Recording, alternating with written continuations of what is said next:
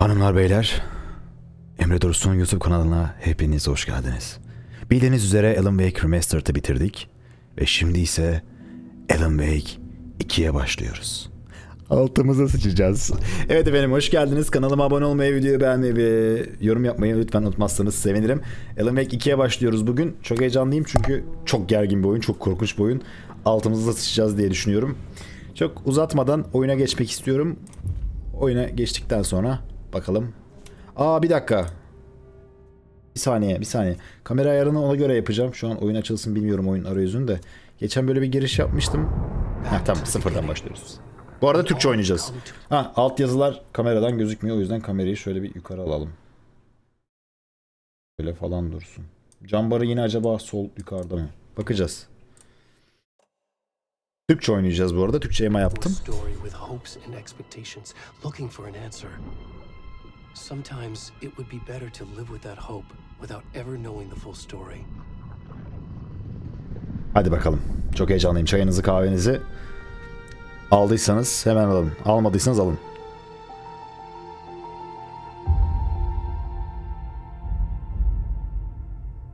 Wake bildiğim kadarıyla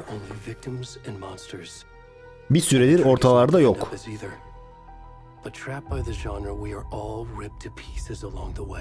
Acaba bunu kolla mı oynasam ya? Ama bununla zor olur ya. Klavye mouse en güzeli, boş ver, tamam.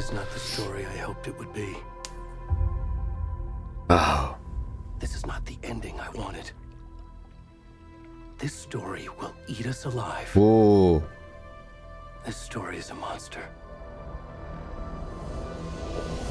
Yan bakmak gerekiyor. Yan yatmış geyik. Güzel olmuş o. Ya bu oyunun sahneleri inanılmaz iyi ya.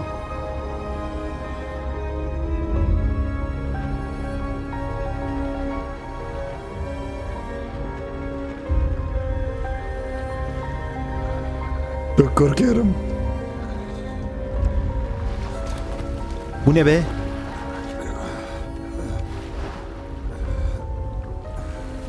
Wake değil bu. İlk oyunda böyle bir tane adam vardı. O mu bu?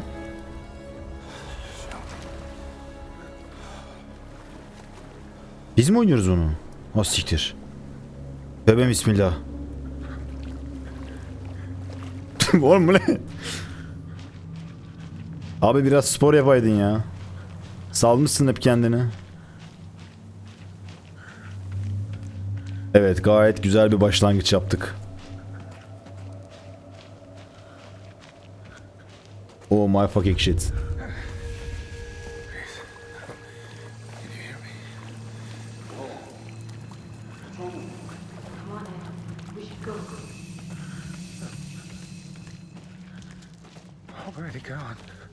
Durun lan, gitmeyin.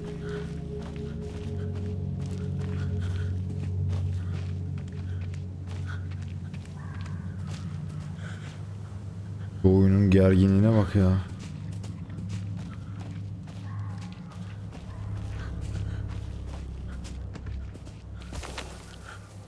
Bismillahirrahmanirrahim. Ben de bir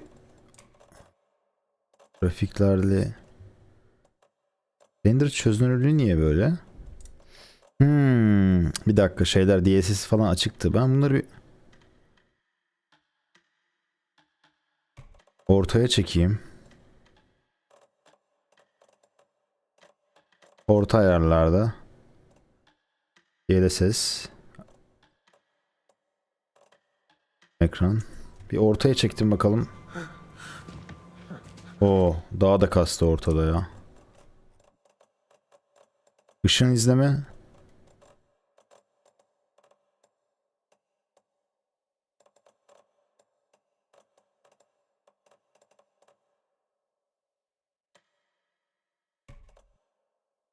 Bunu kapatırsak. Ben bunu kapatacağım ya.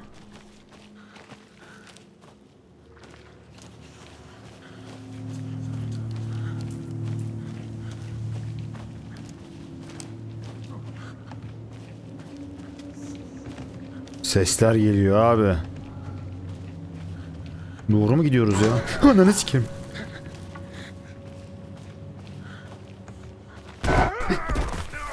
Abi bunlar... Aa.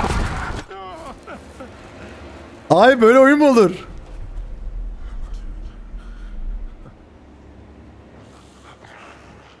Gece rüyama girecek.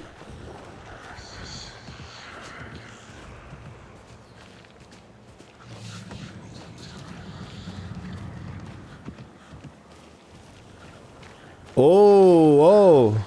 Yapmayın şöyle şeyler.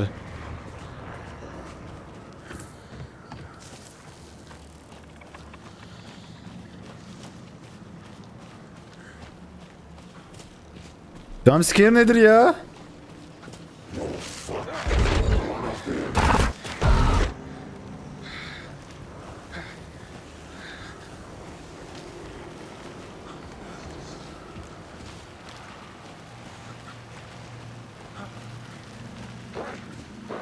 Abi ben vazgeçiyorum oynamaktan.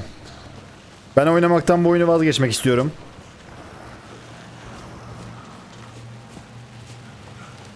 Başka oyun oynayalım. Fall Guys oyunu, bir şey oynayalım.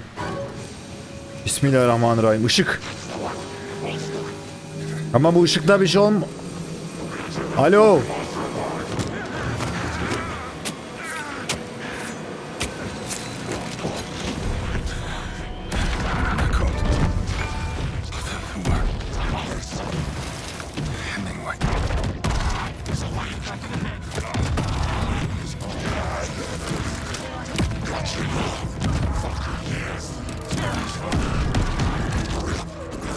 Kamera netlemeli ha.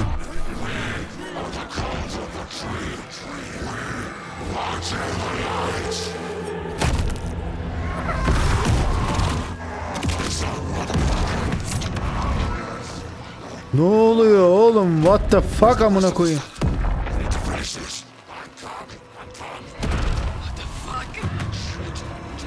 What the fuck yani?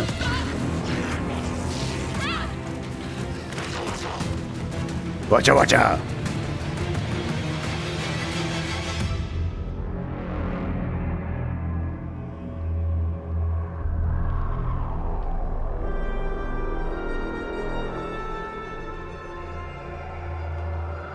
Bak işte.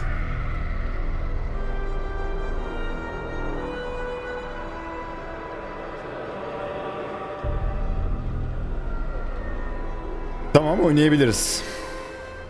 Kanalı XTR sizi arkadaş olarak ekledi. Alan Wake 2. Yapmıyorum. Arkadaşlar kanalıma abone olmayı, gerçekten videoyu beğenmeyi unutmazsanız çok sevinirim. Bu arada yorum yapmanızı da istiyorum. Rica etsem kanalı nasıl bulduğunuzla alakalı vesaire. Yorumlarınız benim için çok değerli ve çok önemli. Hele ki bu kanalın ilk başlarında bu çok değerli. Bir karara ve bir sonuca varmam gerekiyor açıkçası. Devam etmeli miyim etmeli miyim diye. Neyse şu hikayeyi izleyelim. Oh my god, Mom, it's not your fault people get all murdery. What happened? Just work stuff. Right. Well, Dad and I are just watching the latest episode of Night Springs here. Mom, it's so good. No spoilers. I'll let you get back to the show. You were supposed to wait and watch with me. I love you both. This is what happens when you go on work trips, Mom. Love you too. And say hi to Casey. Tell him to stop brooding so much. Logan? I will. Bye, kiddo. Tabii şimdi ilk oyundan sonra, Remastered'dan sonra bu görsel seviyesi de şu an üst seviyeye çıkmış oldu. Logan thinks you should try cheering Ve up. korku daha fazla. Snarky kid. Wonder where she gets that from.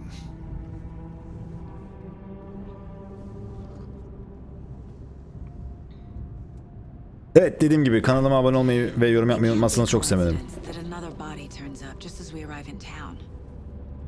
Feels like the killer's leaving us a message. Ugh. I'm glad you Message. brought this case with me, Anderson. It's right up your alley. You should take lead. Think of me as the backup. Okay. Any words of advice? Tabloyu çok dokunmamam lazım. Nothing that would cheer anyone up. Nothing matter. No way up. Sesim çok mu patlıyor benim? Aa. Gain'i birazcık kıssak. Şöyle ses. Şu an iyi gibi. Tamam böyle dursun ya. Umarım iyidir.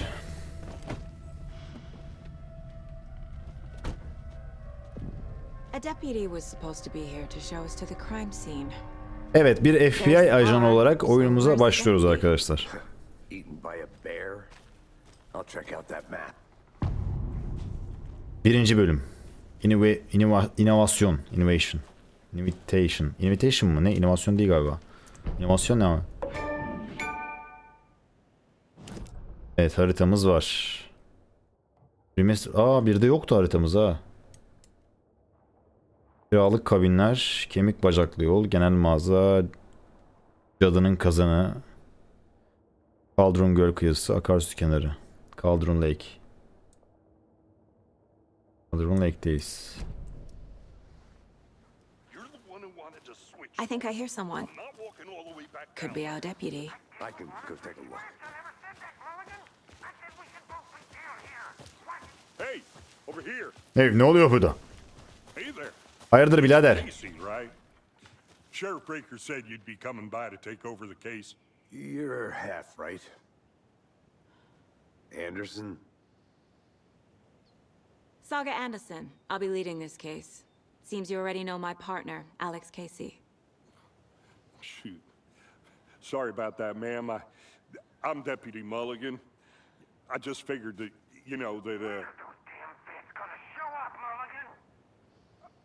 Federal agents right here, Thornton. My partner, Thornton, down at the crime scene. He's not what you call the sharpest axe in the shed. Benden şüphelendim.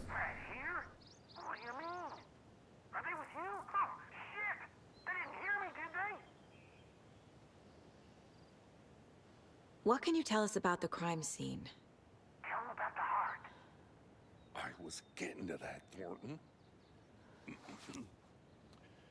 Well, we reckon there are some organs that are currently outside the victim's person when they should be, well, inside.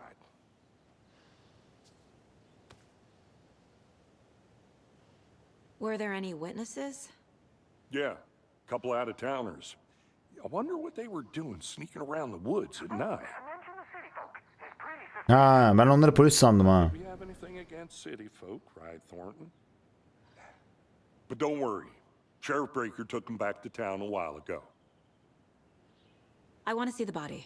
Bakalım mı cesede? Oh, sure, that's real simple. Just through the hole in the fence, down the hill towards the lake, around the old convenience store. You can't miss it. Everything's been closed since the area was fenced off. The store, the campground, all of it. Mulligan, tell him I'm here waiting. I'll show him around. They got it, Thornton. Bakalım neymiş olay. Before we get to the crime scene, there's time to review the facts of the case so far. Make sure I'm seeing the clues clearly. Nereye gidiyorsun sen?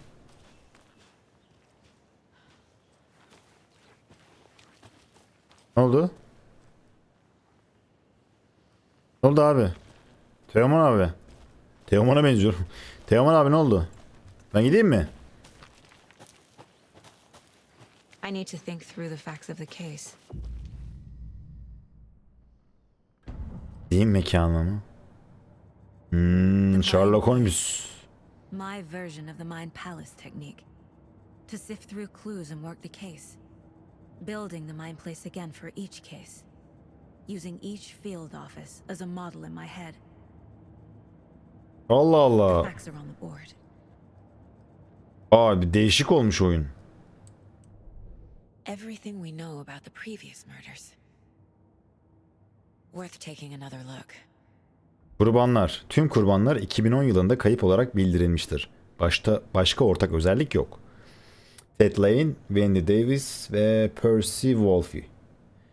Cinayet yöntemi. Cinayetlerde küçük bir orta nokta var. Ölüm nedeni göğüs travması dışında cesetlerdeki en belirgin ortak nokta şişkinlik. Ölüm sonrası suya maruz kalmış olabilirler mi?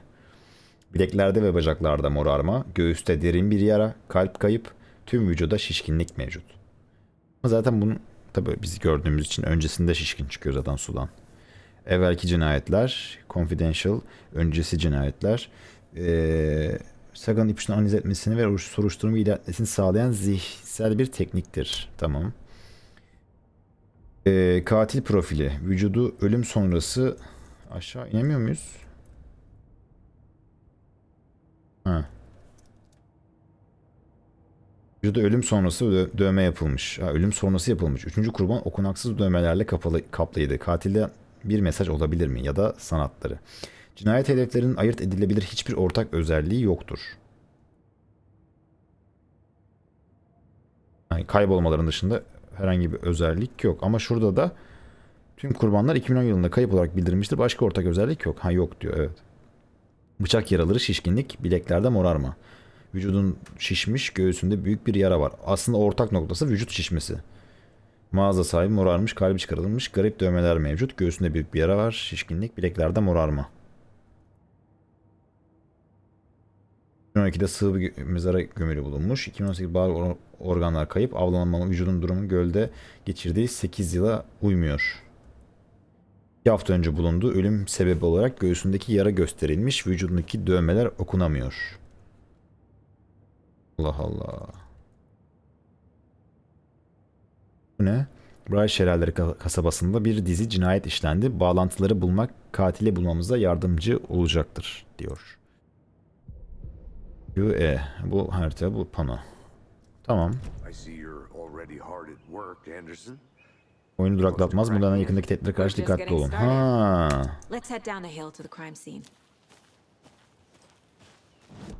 Bu oyunu duraklatmıyor. Oo, bu sıkıntıymış. Demek ki ara ara oraya git gel yapmamız gerekecek abi. Burada ne var? Look, Anderson, you're a better detective than I am. Detective. You've cracked cases that had the rest of us baffled. I don't want to slow you down. Are you thinking of retiring? You know what happens to Ne cops who say veriyoruz? this is Bunu da their tutar mı? last case. Kadrın gölünde kaos. Real funny, Anderson. Bir adam tatilcilere saldırmış. Kayıp Doberman iz üzerinde bulundu. Bright şelalelerinin kendi sanal fırıncılık şampiyonu. Çok da önemli bir haber yok bunlarda. O lambayı elimize aldık.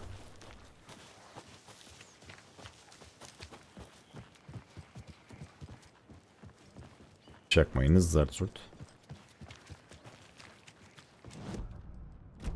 Ya bunun önceki oyunda Remastered'da taba bastığımız zaman kamera sağa sola gidiyordu. Bunda E ile bunu kapatıp açıyoruz. Kamera ayarı var mı acaba ya? Hep böyle mi oynayacağız bu oyunu? Evet sanırım. Sağ falan alabiliyor muyuz acaba?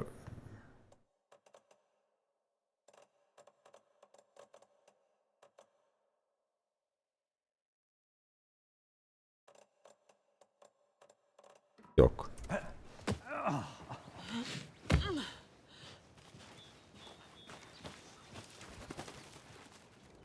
Merak ettim oyunu. Biraz böyle şey yapmak istiyorum. Ayna zirvesi, Mirror Peak. Uzaktaki heybetli dağ. Cauldron Gölü'ne bakan ikonik bir simge olan ayna zirvesinden başkası değil. Biraz da böyle hikayeyi de tam olarak anlayabilelim istiyorum. O yüzden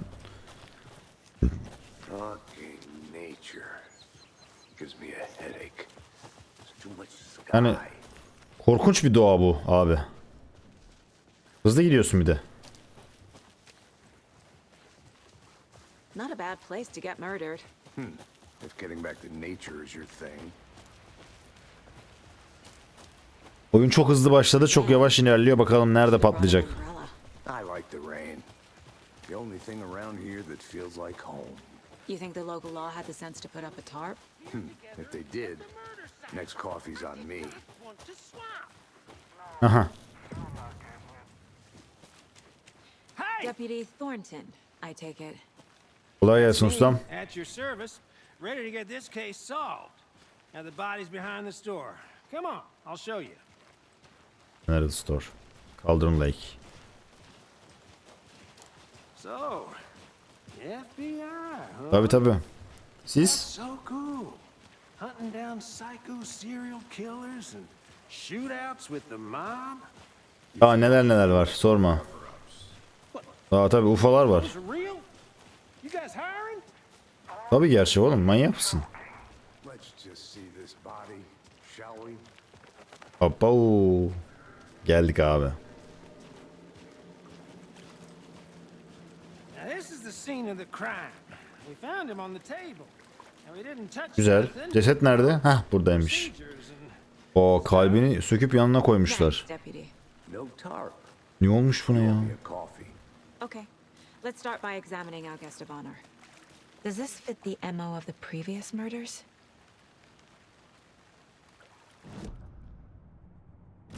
Step 1. Examine the corpse. Cesedi incele. Body is positioned on the table. Hem masanın üzerine yatırılmış. Ayinsel. Ne var lan? Yıkanatlar fotoğrafınızın kilidini açtınız. Onu zihin mekanının içindeki dava panosuna yerleştirebilirsiniz. Another body turns up just as we arrive in town. Coincidence? Abla çok düşünüyorsun ya. Hop. Yine bir soruşturma attı. Önceki cinayetlerle örtüşüyor mu?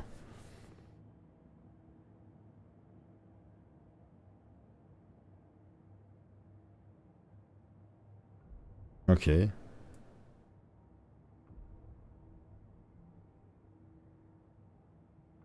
Suç mahallini araştır. Hedeflerde suç mahallini araştır var. Tamam. İpuçlarını topla. Katil kalbi cesedin yanına bırakmış. Bruising on the wrist from the Kan cargo kargo straps kayışları holding it yüzünden down. bileklerinde morarma var. Inside stab wound. Kesik bıçak yarası, Chest cut open. göğüs kesilmiş, kalp çıkarılmış. Ne olmuş ya? Büyük göğüs travması.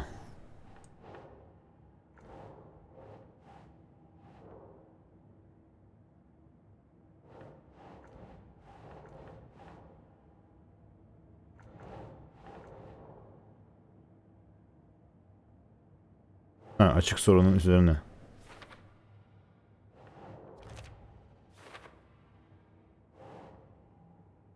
That's it. Heart removed from chest, strapped by the wrists. Definitely matches the previous murders. But this time the heart and the straps were left behind. More clues to work with. This makes 4 murders that we know about.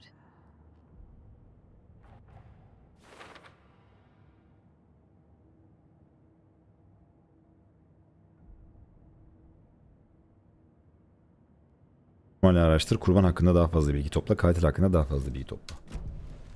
Who is our victim? Who killed him? Need to find more clues. Large amount of blood on the table. Vaa, bu oyunda bu olay güzel olmuş bu arada ya. Multiple people were here. Multiple killers? Hani polisin yüzünden bu şekilde olayları çözmeye çalışmak keyifli bir aşama olmuş yani. Beğendim. Oyunda böyle bir şey yok yani. Bambaşka bir olay olmuş. Sana daha şey bulduk bu arada. Fotoğraf bulduk. Yoğun kan masası. Kurban birden fazla ayak izi örneği.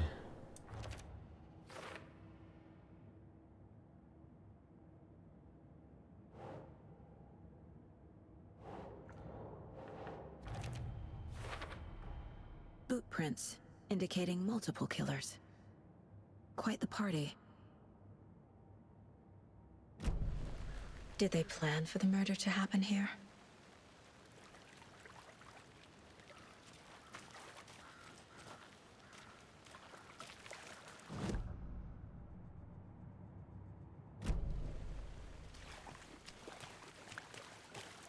Var mı burada peki daha araştırabileceğimiz bir yer? something out.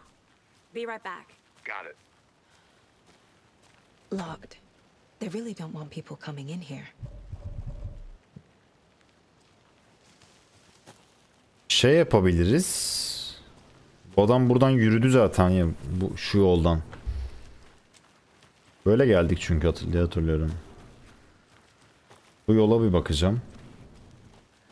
Yani burada bir şeyler bulabiliriz belki. Burada bir şifre var.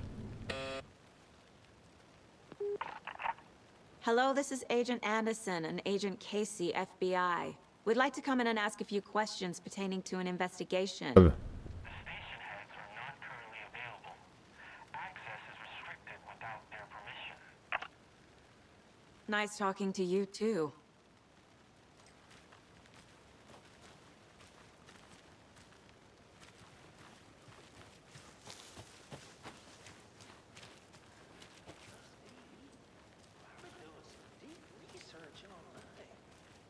Burada bir şeyler olabilir mi?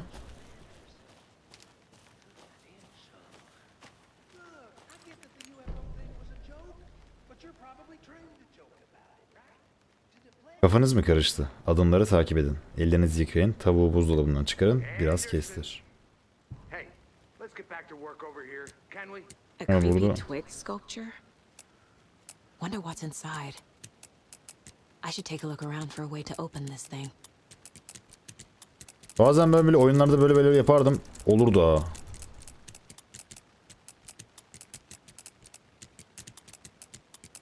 Yok mu bir anda? Yok, bunun bir şifresi vardır. Bulacağız. Aynı şey şurada da var. Bacadan duman mı çıkıyordu? Burada bir şeyler var mı? Bir balta var şurada. İçeride bir şey var mı?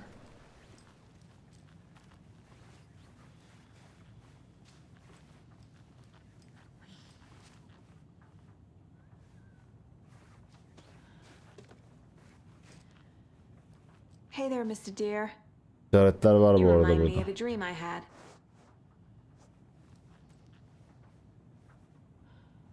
İlk bak. Aşağı 2 üçgen. Ortadan 2 üçgen. İç içe geçmiş üçgen.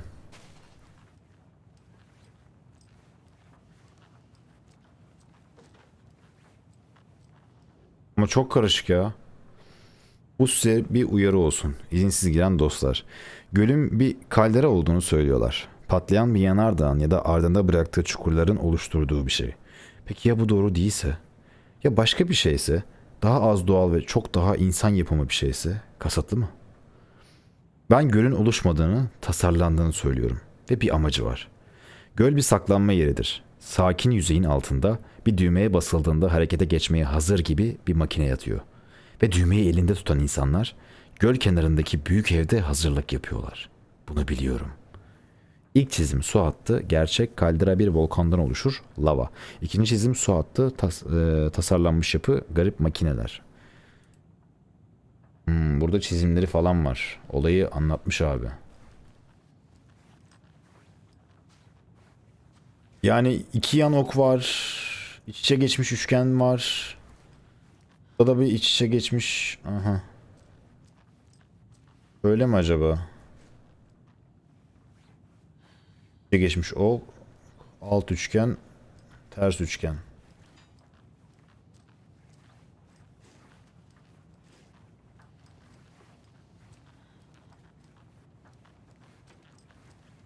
Şifreyi kombinasyon değiştirerek bir deneyebiliriz ya.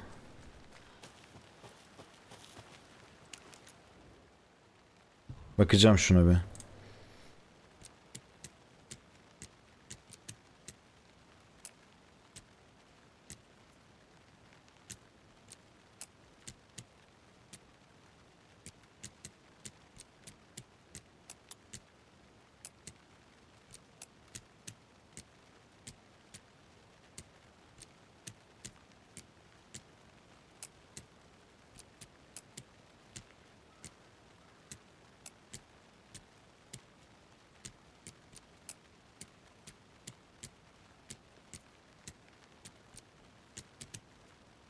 Çok karışık bir kombinasyon ya.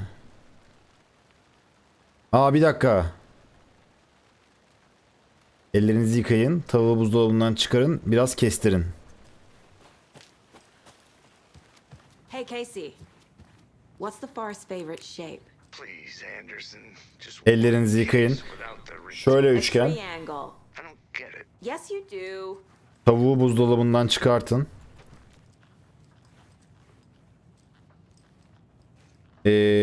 Çapraz üçgen, alt üst üçgen ve birazcık kestirin. İki yan.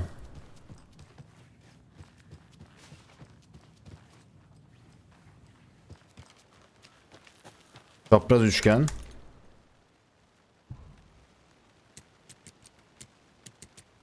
Çapraz üçgen, alt üst üçgen.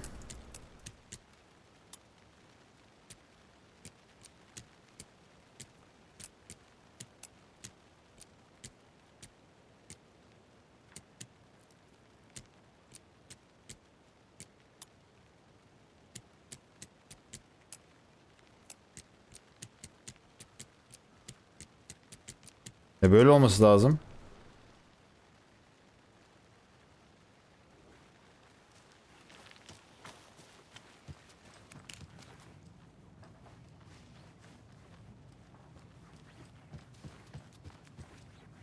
Şimdi ellerinizi yıkayın diyor.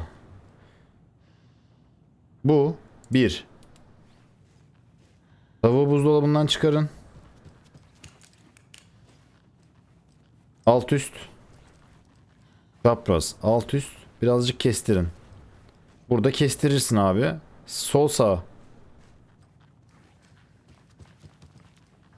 Sol çapraz. Alt üst. Sol sağ.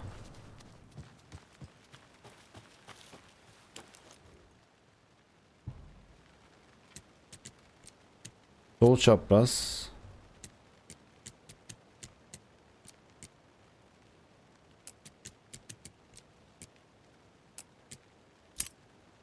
Evet.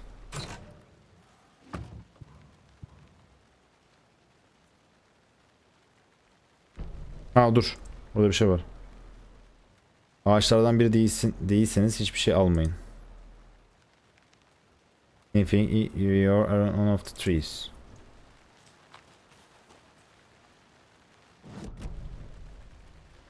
Envanterimde bir şeyler vardı da envanterime nereden gireceğim acaba? Neyse.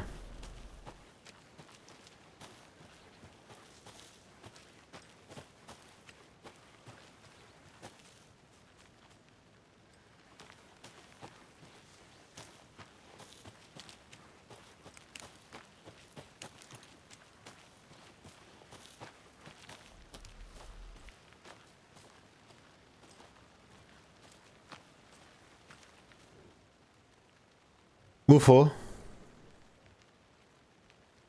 Tekrar olur da unutursam diye yazıyorum. O hissi yine yaşadım. Evet. Buna bakalım. Burada unutursam diye yazıyorum. O hissi yine yaşadım. Karavanın adına UFO'lar. UFO foto. Ha? Bu ne? Kid's lunchbox? Lan. An Alex Casey movie lunchbox. Örgüyü beğendiğim bir kahraman sadece senin için Casey hates yaptırdım. the endless jokes about coincidentally having the same name as a fake detective. He hates Taslak those cheesy parçaları. crime books, but he really hates the movies.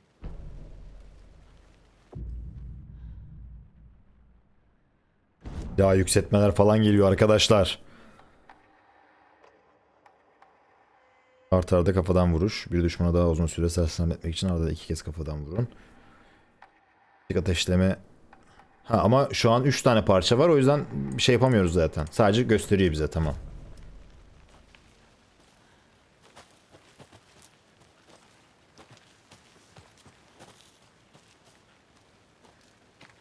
Ne be? Ha, ışık.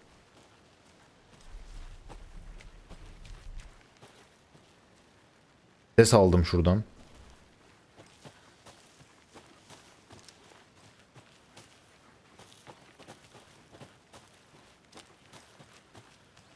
Buralarda bir şey var mı?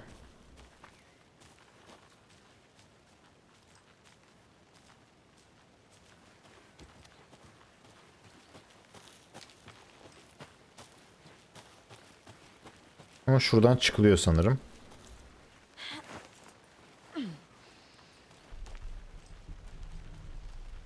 Hayda.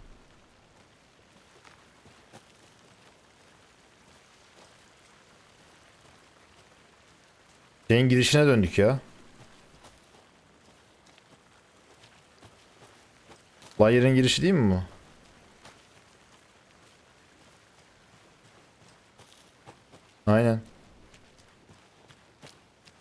Tekrar buraya mı dönmemiz gerekiyor? Welcome back, Anderson. Şimdi şu dava panosuna bir bakalım ne var elimizde.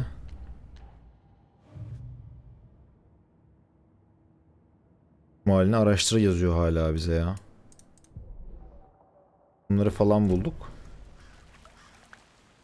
Daha araştırmamız gereken yerler mi var? I think I saw something. It'll only take a minute. I'll wait here.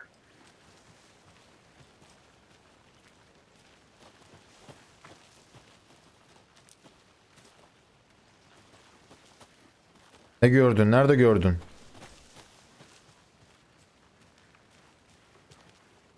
Yo, buradan değil. Need the key. Bunun anahtarını bulamadık galiba biz, değil mi ya? Acaba bunun anahtarını mı bulmamız gerekiyor?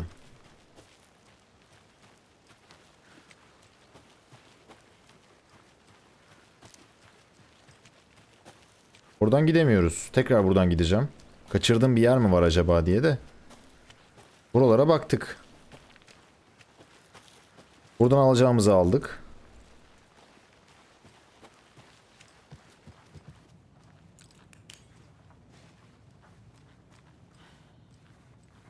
Hani burada bir anahtar falan olabilir mi dedim. Ama yok, buraya da her yere baktık. Zaten parlardı. Bir şu var. Burada da şey var zaten. Bu olayı Hani büklüm büklüm oyununda.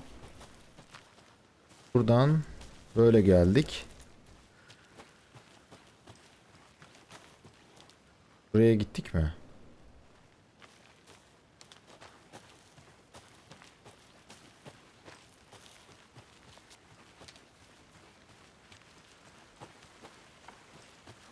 Biz zaten buradan geldik.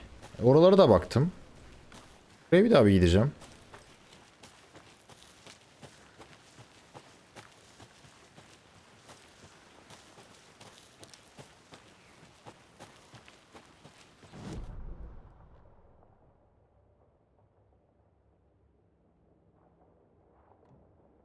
Kadının kazanı var ileride. Bismillahirrahmanirrahim.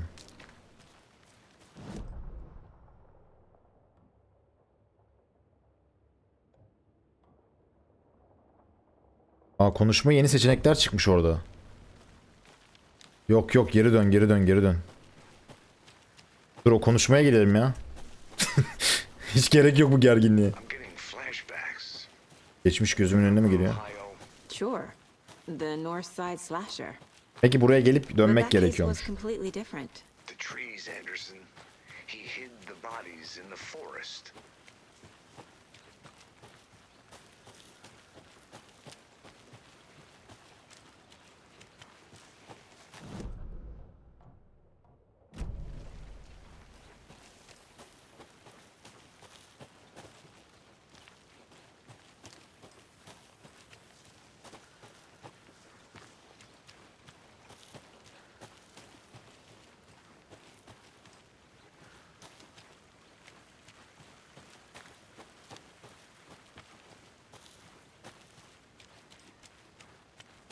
Ya oyununda bir şey rahatsız ediyor beni ya.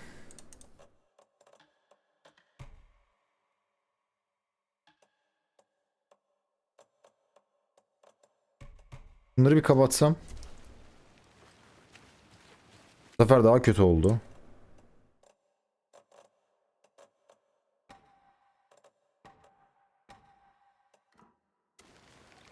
Did you get lost? Şu anda aynı, bir saniye.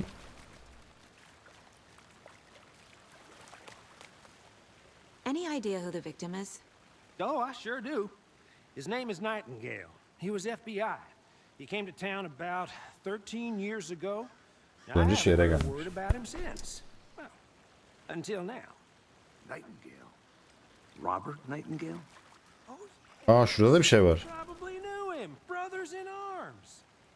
Oh, and sisters.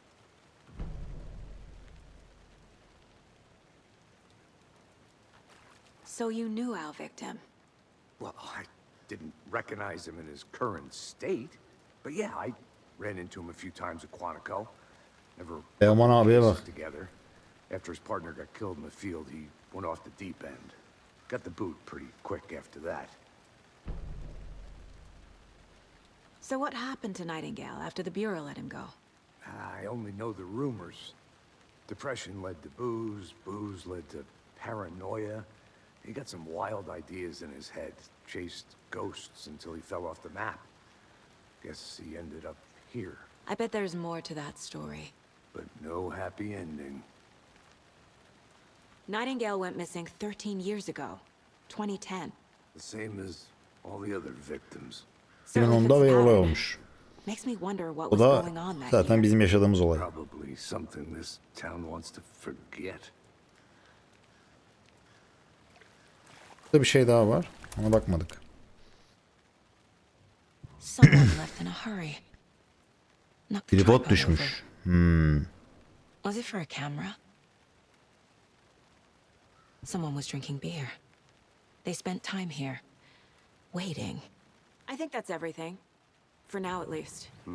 Her şeyi bulduk.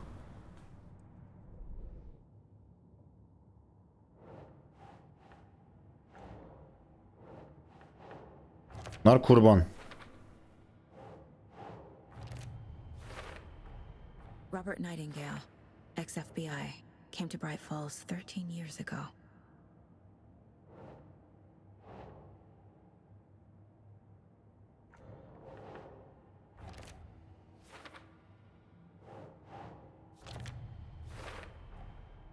They planned for the murder to happen here, passing the time with equipment ready. They were waiting for him. But why Nightingale? He's been missing for 13 years. Why here? Why now? Kurban nereden geldi? Profiling. Get into the subject's head. See what they saw. Feel what they felt. Use whatever I know about them to guide my intuition to a revelation. Piece it together.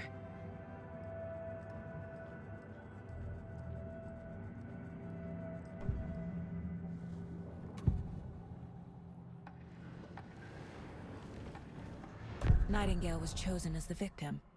Why? Flip the switch, it goes click. Lights are off. But somebody's home. Somebody's home. This wasn't some random act of violence. This was a ritual. And Nightingale a component. They didn't see him as a person. More like a container for something. Agent Nightingale has been MIA for 13 years. How did he end up here? Up from the lake that's not a lake. It's dark. He was there too. You are not allowed in the lake until he says otherwise. Robert Nightingale came from the lake before his murder.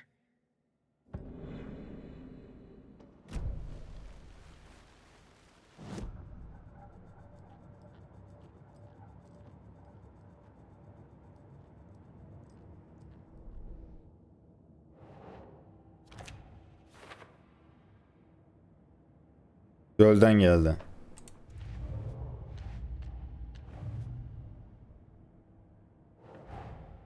Finding a Casey movie lunchbox out here can't be a coincidence. Another message.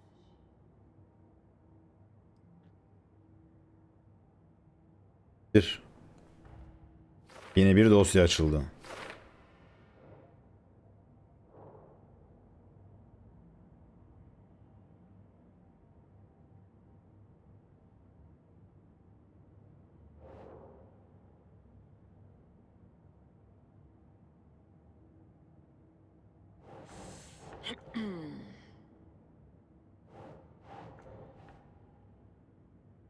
Yemek çantası. Kaldırın gölü. Şu. Örgü yaptığından bahsediyor. Ördüğümü nereden biliyorlar, yoksa sadece bir tesadüf mü? The lake is connected to Nightingale somehow. Casey, let's take a look down by the lake. Lead the way. Sounds good. This way, right? Right. Well, okay. Well, I'll just wait here. Necdet İşler.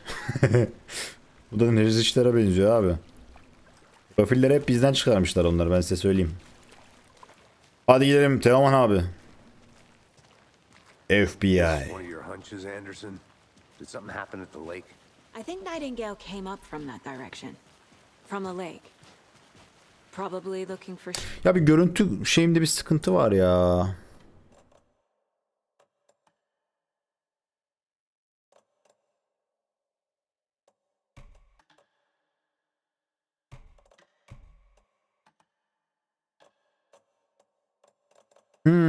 Render çözünürlüğüyle.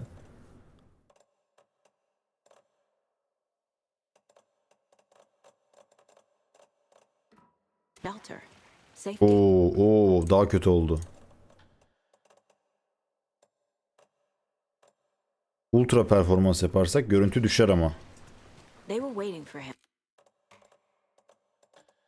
Abi en mantıklısı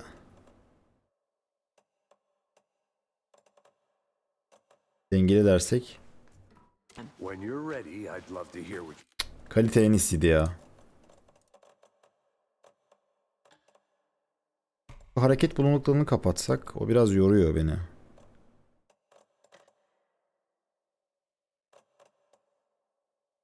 Geri ses kapalı. Işın izleme kapalı. Kapatalım. you put together so far. Tamam şu an iyi ya. Böyle oynanır It's yani. not that complicated. Nightingale was out in the woods alone at night. Possibly nude. Ama akıcı değil yani, bir FPS kaybı yaşıyorum gibi hissediyorum. Dragged him to the campgrounds, strapped him to the table, cut his heart out. But then they were interrupted by those witnesses, the Bookers. İlginç. The job is unfinished. İnşallah şu yüksek şeylerde, Get it to me. aksiyonlarda What's olmaz. this guy doing skinny dipping at this time of year? Haven't figured that part out yet. Lots of questions. Lots of answers for us to find. I didn't know trees got that big. Bu ağaçta bir olay var, ben sana diyeyim. Gives me the creeps. There's a piece of paper on the ground. Tracks. Barefoot. Aha. Nightingales? They come out from under the boulder.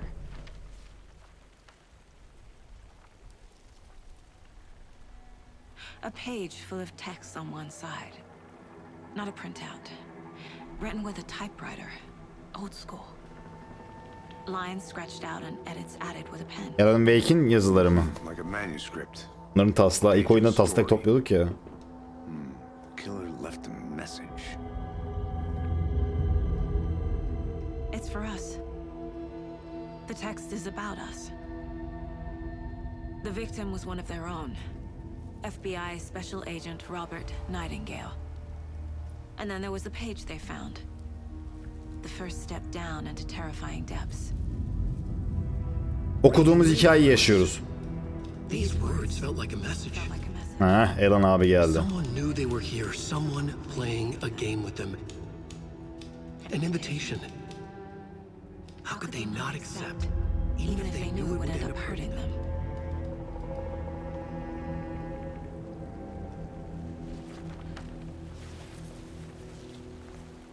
Someone's been watching us. Playing a sick game with us. You were right. This is right up my alley. Nightingale came this way. Either he dropped this page, or the killers left it for us.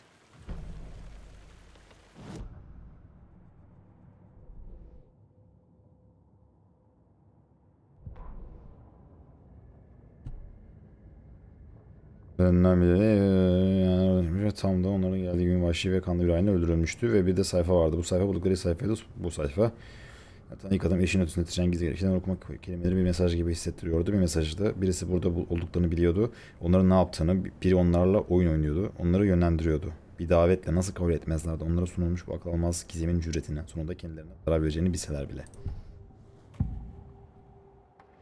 Taslak sayfası. A story about these events. What is Nightingale's role in this? I carry his words close to my chest now. Inside, the awful truth. You must dig it out. Something was put inside him, in his chest. I must find out what. Oh fucking shit. Bir şey var mı burada? Dava panosuyla alakalı. Yağ yükseltmesi burada yapıyoruz. Davalar var çünkü.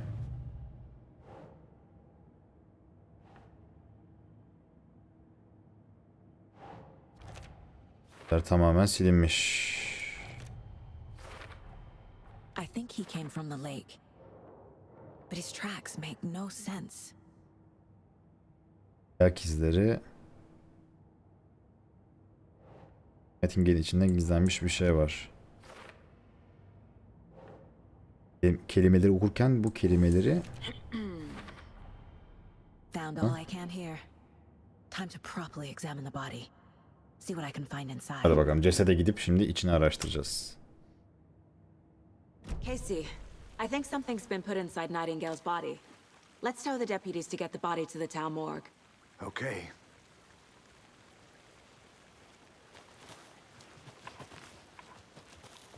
Whoever wrote that page made sure it read like a story.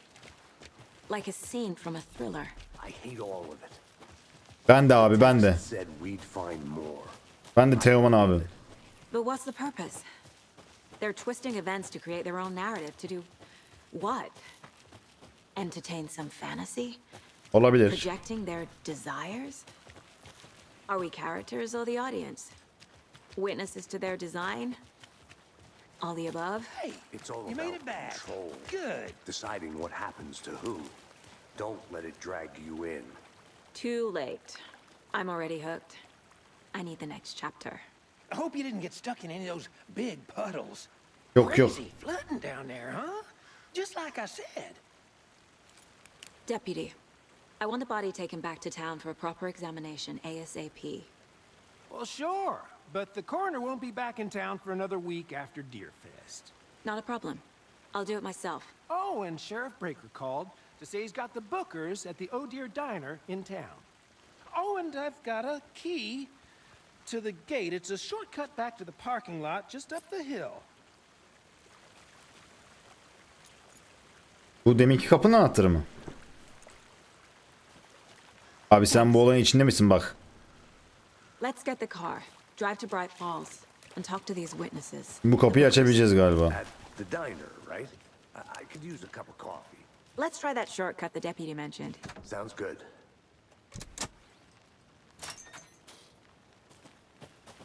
Seems like a nice town so far. Murders aside. Yani. Woods.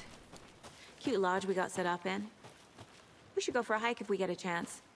Now you're just being mean, Anderson. Deputies aren't exactly up to the task, but hopefully the sheriff will be more helpful. Not a surprise about the deputies. Doubt they see much stuff this gruesome. Buradan bir yol var ama burada da bir şey var. Bunu merak ettim. Ne bu?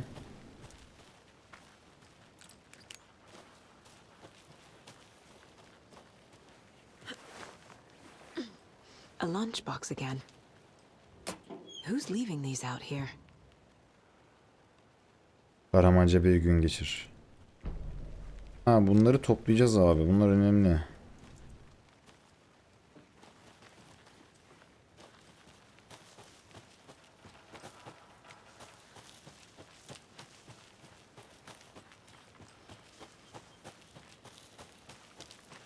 Can't fit the clues all together yet. Heart removed, tripod, tracks leading to a dead end. Karma karışık her şey. Camera? To record a snuff film? Maybe. And why take out his heart just to throw it away? To stuff in something for us to find.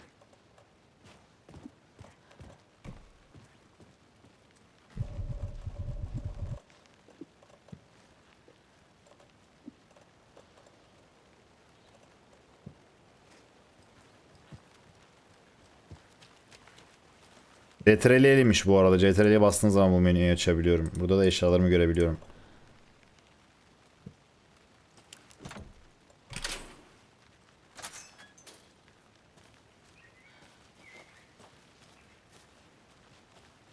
Nereye gideceğiz?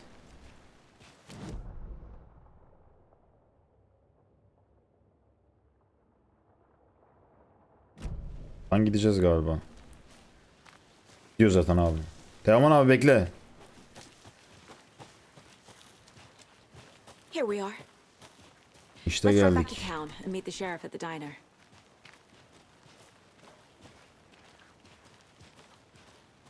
Ben mi kullanacağım bu arabaya mı?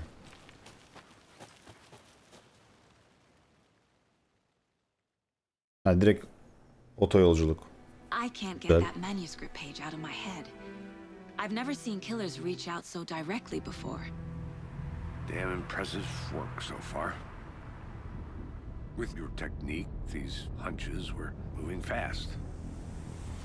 Right I fall. wasn't sure about taking a case so far from home, but I'm thrilled to be here for this mystery. İlk bölüm. Ha yok. Ha. Özlediğimiz sokaklar. Swing by the lodge to get anything from the field office? No, I'm all set. Az mı I'll savaştık pop there şuralarda? anyway. I want to walk to the diner, get a feel for the town. Karanlığı yok etmek için. Alan Wake'le beraber. Oh.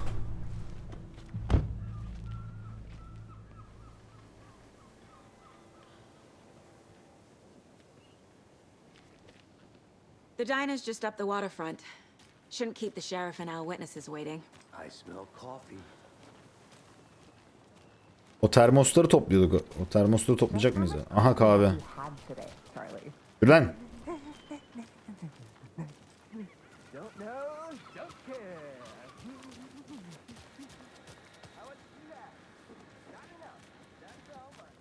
Arkadaşlar bu arada kanalıma abone olmayı, videoyu beğenmeyi lütfen unutmayın. Yorumlarınız da benim için çok önemli. Eğer önermek istediğiniz oyun vesaire farklı şeyler varsa lütfen yorumlarda belirtirseniz çok mutlu olurum. The FBI. Welcome to Bright Falls. It's nice to have you here. I got you both some coffee. Abi merhaba. Washington's finest. Nice to meet you, Sheriff. I'm set for coffee. Teoman abiyle beraber geldik. I'm Agent Saga Anderson. This is Agent Alex Casey. Tim Breaker. And let me just say, I'm happy you two are here. Frankly, we could use the help. Your deputies said you had a couple of witnesses here. They made them sound like suspects. Mulligan and Thornton are still on about that? No, the Bookers don't strike me as the murdering type, but you can decide for yourselves. They're just inside having coffee and pie to calm their nerves. I'll see what they have to say. Casey, you compare notes with the sheriff. Take your time. We've looked through the case files you sent over, Sheriff. Have you had many people İşte o bar. go missing? Sure. Alan Wake de geçmişti buralardan. Yes. Missing person cases spiked around 2010. Jackbox arızalı. Zavallı yaşlı şey aynı şarkının tekrar çalınmasına en fazla bu kadar dayanabildi. Ben de bir başkası gibi Coconut'ın büyük bir anıyım ama hadi. Hadi ama gibi. İlk oyunda o şarkıyı mı istemiştin? Ne oldu? Bir şey olmuştu galiba. Ha, o kadınla orada karşılaşmıştık işte. Korkunç yer. Geyik zaten her yerde. Rest easy, buddy. Ah lan hayvanları seviyoruz.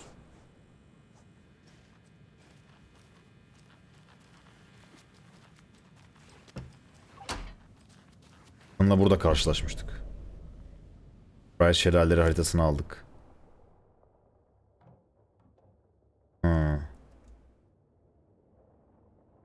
Southern Lake'in, bu da Bright Falls'un.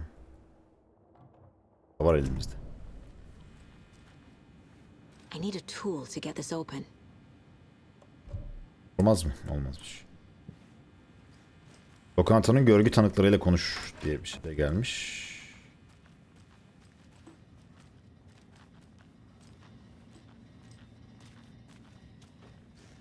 Bir işeyim. Burası erkek tuvaleti galiba. It doesn't budge. Görgü tanıklarıyla konuşalım. Excuse me. I'm Agent Saga Anderson. Are you the Bookers? That's us. I'm Tammy, and he's Ed. Hello, officer. Just Saga is fine, Ed. So, are we being charged with anything? Because if not, we'd love to get back to our hotel and decompress after what we saw. Take a bath, scream into pillows, that kind of thing. We're not charging you. I just have a few questions. Nothing to stress about, okay? Neler gördünüz So what did you anlatabiliriz. see in the woods? This naked dude came out of the lake. Ha, bu gören 2 kişi. He was acting crazy, shouting weird shit at us. He must have been on something. Unless skinny dipping at dawn is a thing around here. Then we heard shooting. We ran into these psychos in deer masks. They were tearing into the naked guy with knives, like some kind of satanic cult. And then we bolted and called the cops.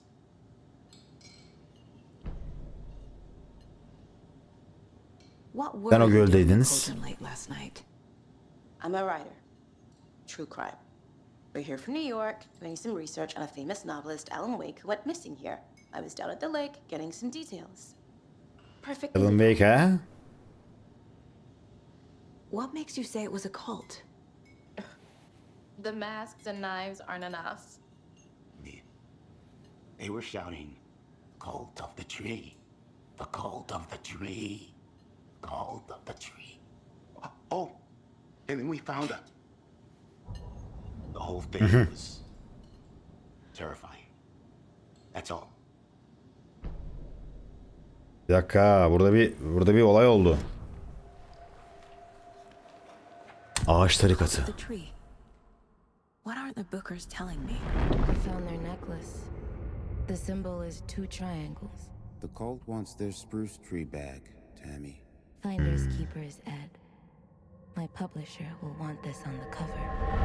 Tammy found something. Ne A bulmuş? necklace belonging to one of the cultists. The bookers were at Cauldron Lake. Why? Neden oradalardı? This was built to hide what's there. They say the writer fell in the lake. Private party. No trespassing. My book has questions. Past the bolt cutters. They broke in for the sake of Tammy's book. Nothing to do with a murder. They were telling the truth. Tamam. So you found something there, right? Ama A kolyeyi necklace görmem these lazım. cultists may have dropped. Okay. Wow. How did you put that together? It's evidence. You need to hand it over. Bizde de yetenekler var yani. Told you not to keep that thing, Timmy. Bölüm yadigarları ha değil. Thanks. This could prove to be helpful. Do me a favor. Stick around town for now in case we have any more questions. İlk oyunda Like we'd even dream of missing dear friends. Oh God. Saga Anderson. ha o değil. As I live and breathe. Bir tane robotlaşmış bir garson vardı. Sonda hatta o yaşıyordu yani. Ona bir şey olmamıştı. You back here after that awful thing happened to your baby girl. How are you? I'm sorry. Who are you? I don't know what you're talking about. It's me, silly. Rose. You know me. I don't think I do. Nereden tanıyorum lan? And what horrible thing happened to my baby girl? She drowned. Your daughter. That's so weird. You don't remember. How do you know I have a daughter? Oh, I know what this is. You're blocking out your traumatic memories. Happens on TV all the time. No. You're mistaking me for someone else. If you say so.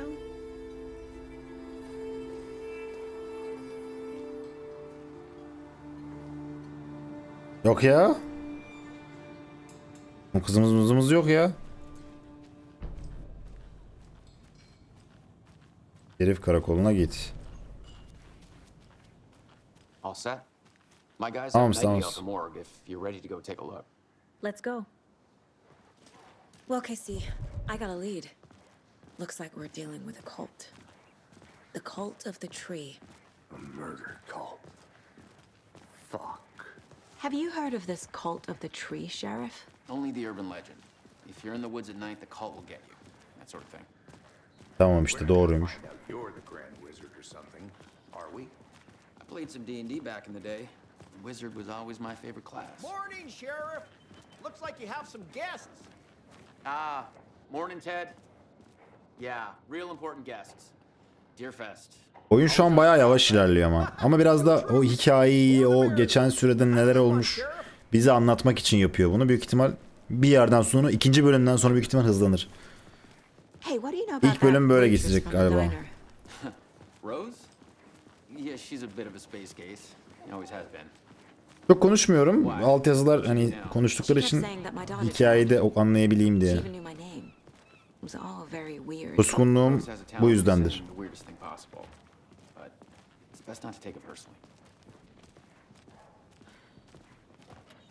Yaklaşık 1 saattir oynuyoruz çünkü.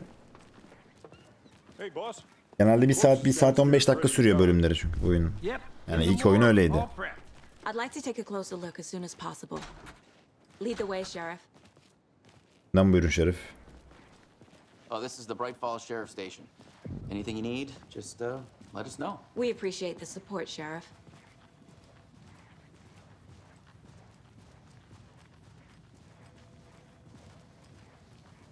So we share a morgue with the funeral home next door. It's a shoestring budget.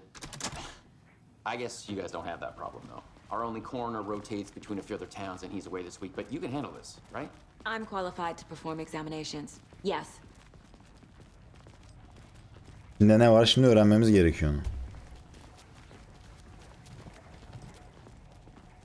Something about morgues.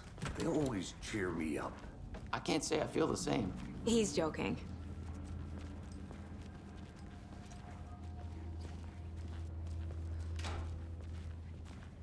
Okay, let's take a look at our patient. I'll start with the external inspection before performing the internal examination. What was the cause of death? The body shows signs of being submerged in water post-mortem. Kırılmış kalp. It doesn't add up. There's writing on here. Can't make it out. Writing? Kalpte de yazı var ha. This looks like text. A tattoo? İler var, bir şeyler var. Didn't strike me as a tattoo guy. Defensive wounds. He put up a fight. Savaş olmuş. Aha. They did leave something inside his chest.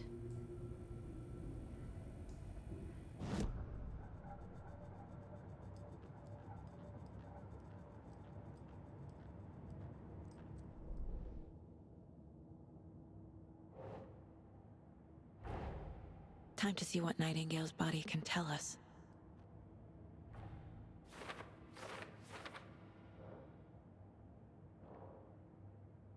Bunları buraya koyalım.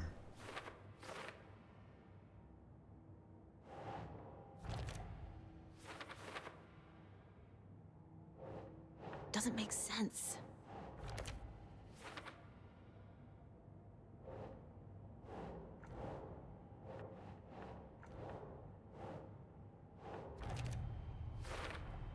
Chest wound is cause of death, but the corpse is bloated, waterlogged. Evet. Doesn't add up. Yazılar hayinsel yazı olabilir mi? Oraya koyuyoruz. There's definitely something in his chest. Did the killers leave it there? Bir abi belki olay odur.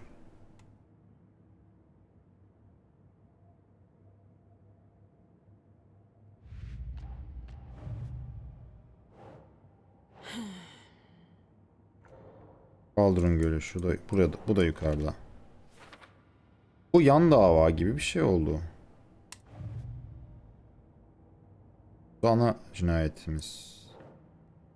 Okurlar geyik maske katil profilleri. Ha. We're dealing with an organized group of killers, not a lone serial killer. The cult of the tree is behind these murders. Ağaç tarikatı var. This case just became much more complicated. I'll need to start a new file. But it's my first cult case. Alan Wake belki de kendini kurtarabilmek için böyle bir karakter yarattı. Bu olayları çözsün diye. Sallıyorum. These stashes could contain clues about the cult. Better keep an eye out for more.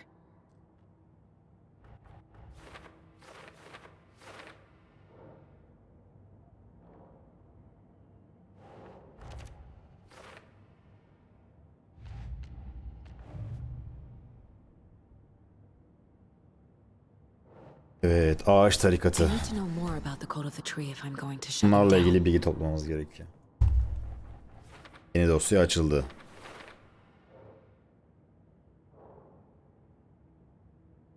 Hedefi.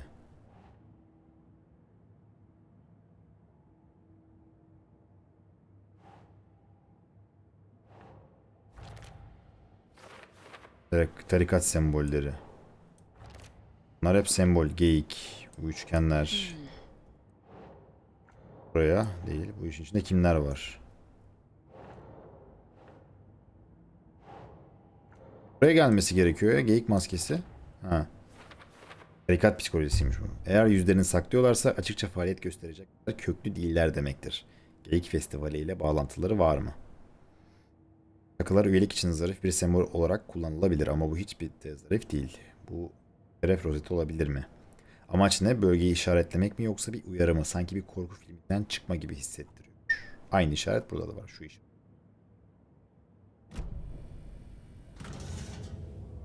İçinde ne var onu merak ediyorum.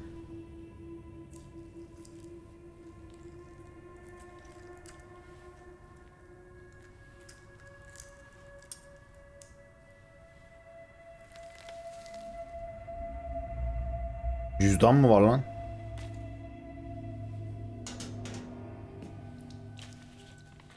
It's the same type of page we found at Cauldron Lake. Nightingale hunted Saga. Didn't see her. The Taken could not see into bright light.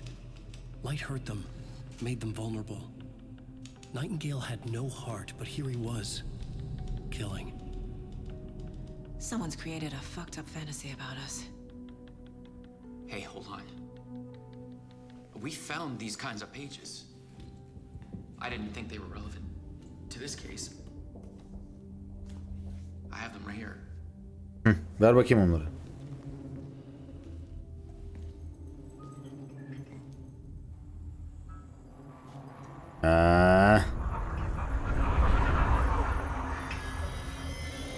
No, wait. Adam kayboldu lan. Sheriff? What the hell? Show me the clicker.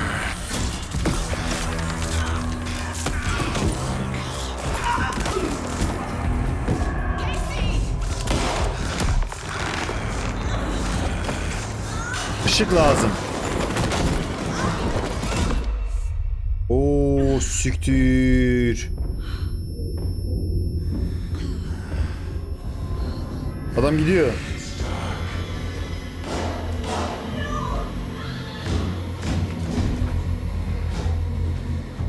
Karanlık değil, karanlık olmaz. Didn't see her. Could not see into bright light.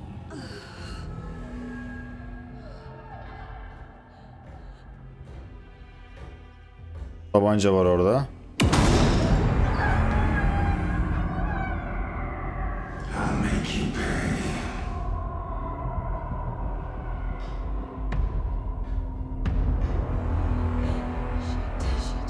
He's coming.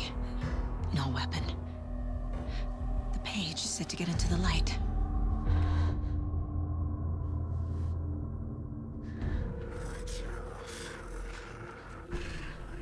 He's coming. Need to be in the light.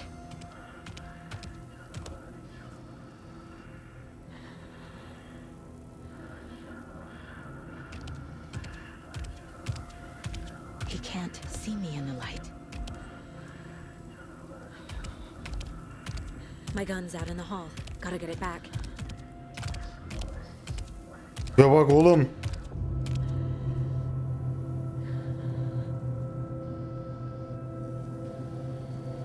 Güvenli sığınaklar sağlığınızın bir kısmını yeniler. Savaştayken güvenli sığınaktan ayrılır veya saldırı yaparsanız geçici olarak kullanılmaz hale gelir. Ne yapacağım ben? Silaha gideceğim. Silah şurada. Silah yok. Işıktan çıkarsam görecek beni.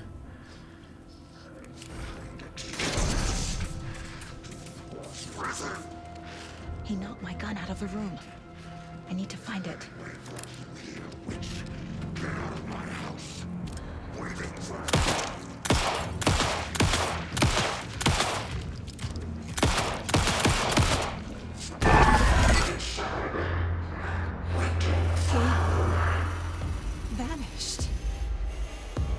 Hadi be.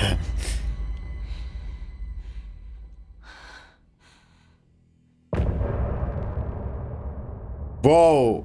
Güzel bir başlangıç oldu bölüm. Bak çok durgun gitti, pat diye bir anda hikayeye girdi. İşte hikaye asıl bomba başlıyor. Şimdi boku yedik. İkinci bölüm boku yedik arkadaşlar ama olsun. Oynayacağım. Bu oyunu da bitireceğiz. Ne kadar? 5-6 bölümdür büyük ihtimal bu da. Önceki bölüm gibi. Kanalıma abone olmayı, videoyu beğenmeyi ve beni Twitch yayınlarımdan işte sağdan soldan takip etmeyi unutmazsanız çok sevinirim. Gerçekten yorumlarınızı bekliyorum arkadaşlar. Düşüncelerinizi, oyun önerilerinizi yorumlara yazabilirsiniz. Ben de ona göre ilerlerim dediğim gibi. Kendinize çok iyi bakın. Alan Wake 2'nin bir sonraki bölümünde görüşmek üzere. Kaçtım ben.